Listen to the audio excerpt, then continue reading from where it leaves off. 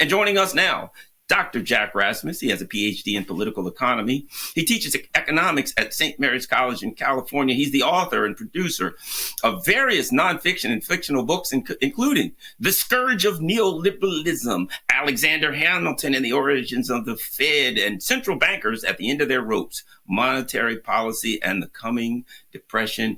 An all-around smart guy. If you want to know what's happening when it comes to money, Dr. Jack Rasmus joins us to let us know. Dr. Jack, welcome back. My pleasure. Yeah, you hear me?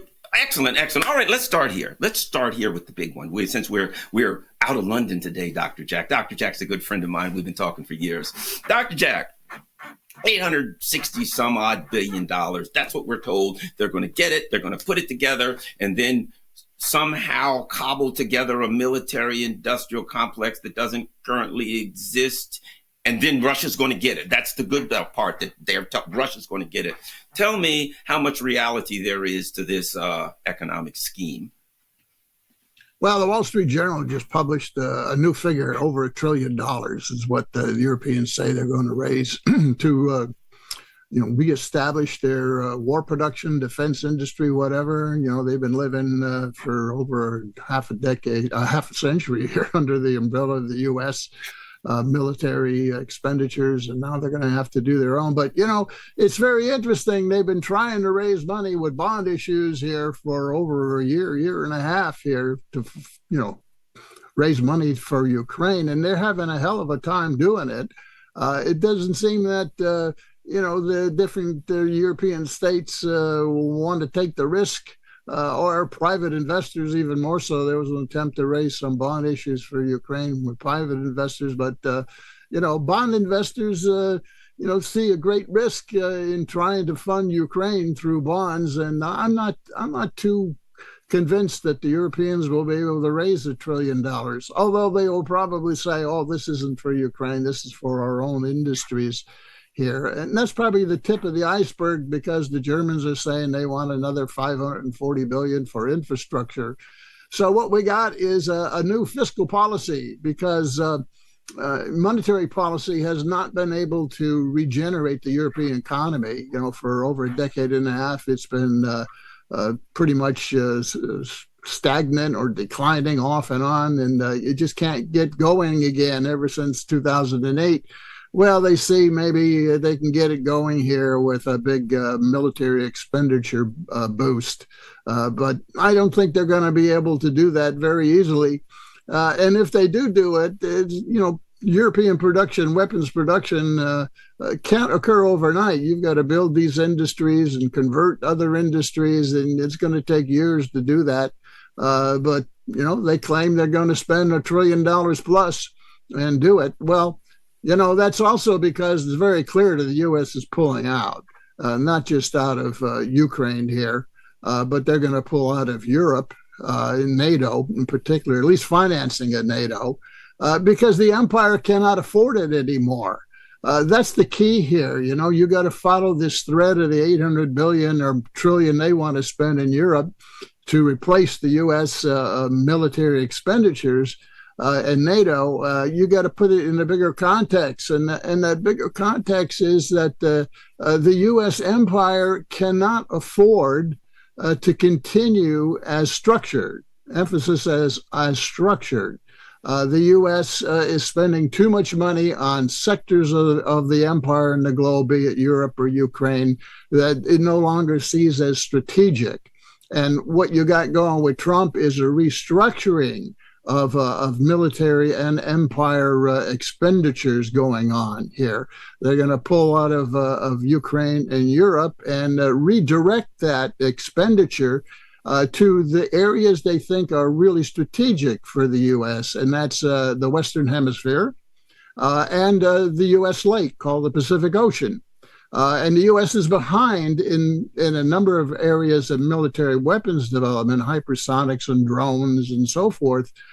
So it's got to move the money around. And where's it going to move it from? Well, it's going to cut U.S. aid and endowment for democracy and Ukraine expenditures, and they're going to try to raise some money to offset some of the previous expenditures with the minerals deal, and they're going to pull out of Europe. because that's not strategic anymore. The real threats to the U.S. empire are China and the BRICS. And what you see that appears, if you read the U.S. mainstream media, to be a chaotic Trump policy, no, it's not chaotic at all. It's very understandable if you understand that the U.S. empire is unaffordable in the way it's structured, and we got a restructuring going on of that empire. Look, if you look at the U.S. Deficits, we've been running $2 trillion a year deficits, and we have a national debt of $37 trillion. And we're paying $1 trillion a year of interest on the bonds that are used to finance that $2 trillion, $37 trillion deficit. And the Congressional Budget Office, CBO, the research arm of Congress, has recently forecast that that's going to go to $56 trillion. And we're going to be paying $1.7 trillion to bondholders, both the domestic and foreign. Well, that's unsustainable. The empire cannot continue. If it wants to continue with the tax cuts, which it does, for mostly going to owners of capital, 80% of it goes to investors and corporations and so forth. And we've cut tax to $17 trillion since 2001, most of it going to capital. At the same time, we've thrown $9 trillion away in wars in the Middle East. The Middle East itself is not that strategic other than defending, the aircraft carrier called Israel. It's not strategic anymore in terms of oil because the U.S. is the biggest oil producer in the world now, and there's all kind of oil in the Western Hemisphere. That's why Trump says drill, baby, drill. So the Middle East isn't even as strategic anymore, and certainly not Europe. What's strategic is how does the U.S. orient to the BRICS? And what does it do about China, the real long-term threat to the empire?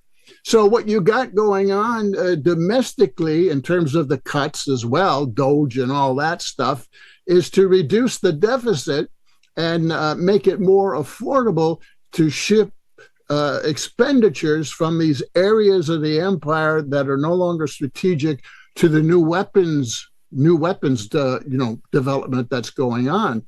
We're spending a $1.3 trillion on defense, $900 billion on the Pentagon, and then there's all other cubby holes in the budget, the expenditures that are really defense expenditures. Well, you can't pay $1.7 trillion to bondholders and $1.3 trillion to defense. That's $3 trillion of right off the top and cut taxes. It's totally out of whack. It can't survive anymore in the way it's structured. So what looks like Trump going crazy with all the, if you listen to the mainstream media, it's all chaos by Trump policies. No, there's a method here to the madness, and you got to step back and look at it from the perspective of the U.S. global empire. Periodically over the last century, the U.S. capitalists have restructured the empire. They've restructured it. They restructured it coming out of World War I. That's when we got the Federal Reserve, the central bank, and we got the income tax and so forth. And the dollar became equivalent to the pound on the global stage.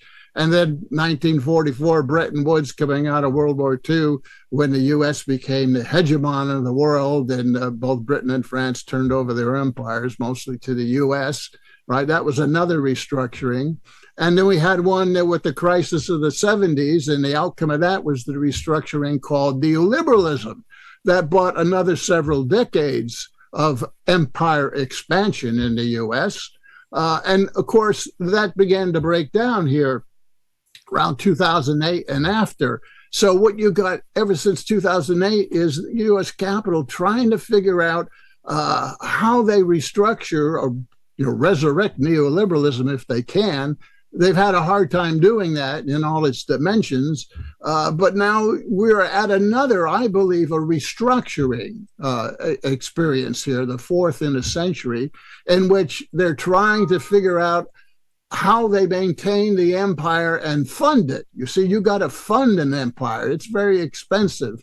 And the arrangements they had up until now no longer work. So they're in a process of experimentation, both in foreign policy and in domestic policy, to see how they could afford and restructure the empire so the real strategic areas of Western Hemisphere, which is, by the way, what's going on with Greenland and Panama Canal, and what they're going to do in the Pacific.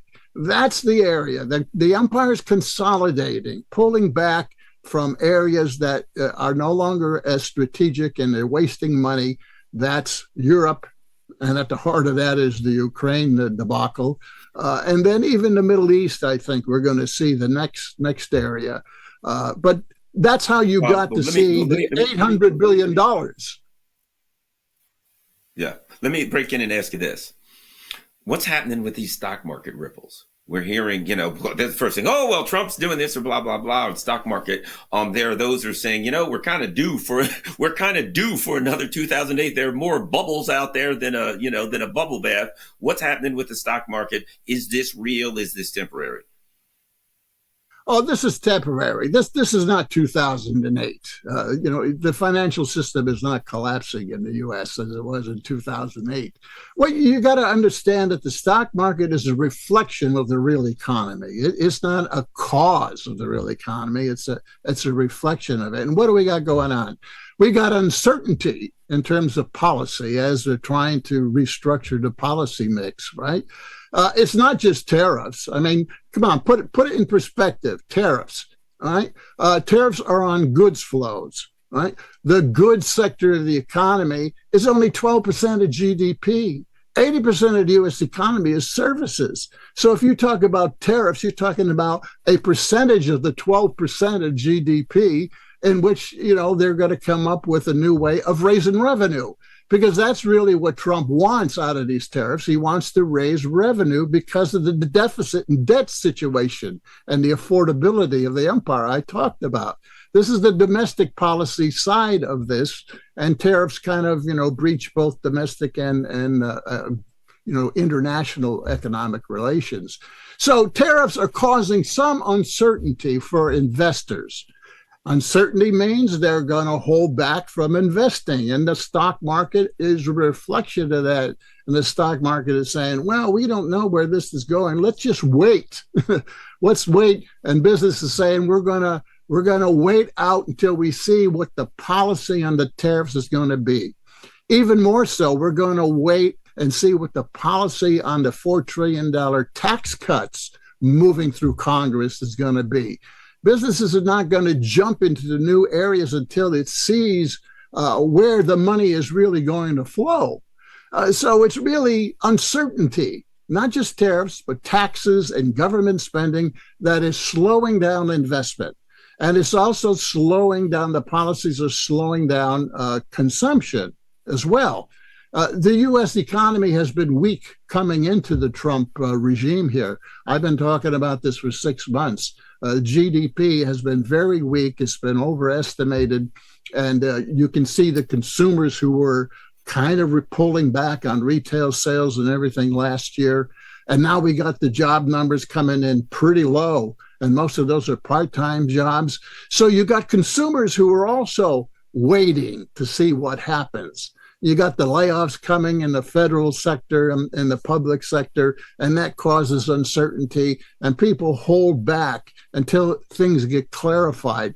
And we're in the clarification phase here until we see what the policies in Congress and Trump actually play out, whether it's tariffs or taxes or government spending or whatever. And the stock market's reflecting that. It's pulling back and saying, well, let's wait and see. Well, we got about 4 minutes here, but I do want to take a couple minutes. The mineral deal. I know you've talked about that.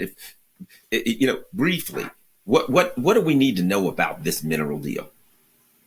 So-called First of all, deal with Ukraine. Yeah, it's in very general terms. There's very few specifics here, even if they agree on it, right? It's just an idea that Trump wants to recoup some of the $350 billion. The U.S. and Biden threw away $350 billion.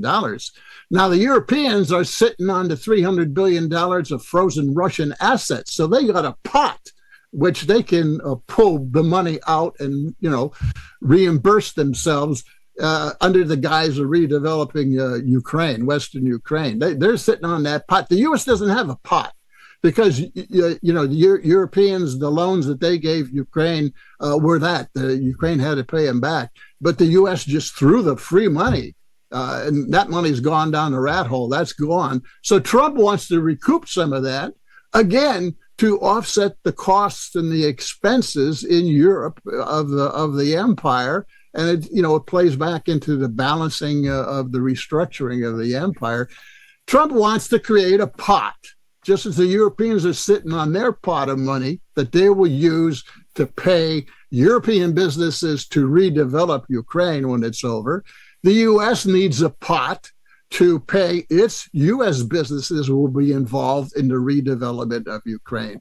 U.S. business and Europeans are deeply penetrated into Ukraine. As I've said, just look at the chambers of commerce in the major cities, and they're full of American and European businesses. There's deep penetration already. And if you're going to have a deal and a political solution at some point, the war will end. And then the whole question of redevelopment of Ukraine occurs. Well, who's going to fund the redevelopment? How are you going to fund it? Well, the Europeans will have their $1 trillion or the $300 billion pot of Russian assets that they'll use. And the U.S. has to create a pot as well. That's what the mineral deals is about, in my opinion. Will they, I had heard that there are very, very wealthy and powerful people and nations who have said if the US, if the EU, the Europeans dip into the Russian money, there are people around the world that saying, I'm taking my money out of there once and for all. Are they desperate enough to do that and probably make them put themselves in even a worse financial situation if they're no longer a safe place to invest? Got about I think they will do it.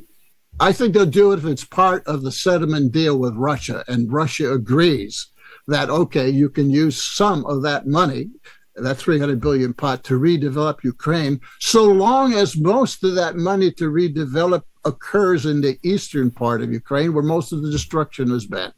It's been infrastructure in the west, and it's been pretty much, all the towns and so forth in the east.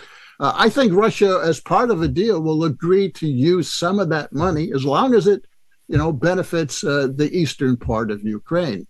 And this is all, in the final agreement. But once they're talking about money and how it's going to be spent, I'm talking about the redevelopment and all these pots of money, the political end game is approaching. And I've been saying that this war is going to end before the end of the year. It's pretty obvious that it will. Well, after the robbery, after the bank robbers rob the bank, they always go back to their hideout and $1 for you, 2 for me, 2 for, so that they got to divide up the money. Dr. Jack Rasmus, everyone, you can go to, good. You Capitalists make money in creating wars, and they make money in ending them as well.